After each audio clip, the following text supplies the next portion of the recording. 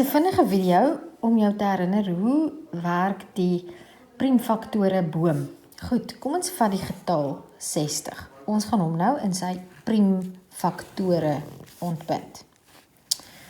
OK, nou vat ons die grootste priemgetal wat in 60 kan indeel. So kom ons skryf gou 2, 3, 5, 9, 11, 9 is nie 'n priemgetal nie, né? Goed. Kom ons vat net hierdie klompie priemgetalle, die eerste 5 en ek sien sommer dadelik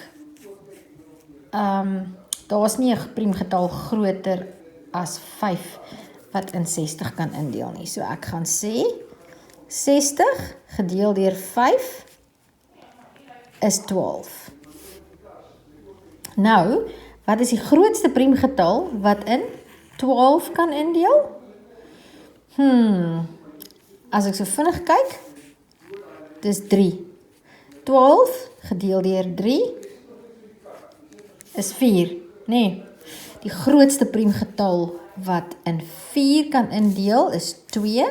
So ek sê 4 gedeel deur 2 is 2.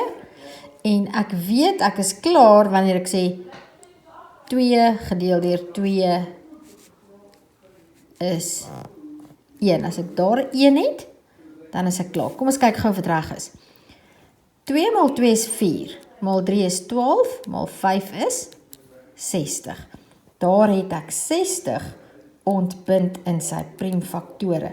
Net vinnig, hoe gaan ek dit skryf? Ek gaan sê 5 maal 3 maal 2 maal 2 of nog korter 5 maal 3 maal 2 3 mag 2 of 2 kwadraat. Dit is 'n vinnige verfrisser oor hoe om 'n getal in sy priemfaktore te ontbind.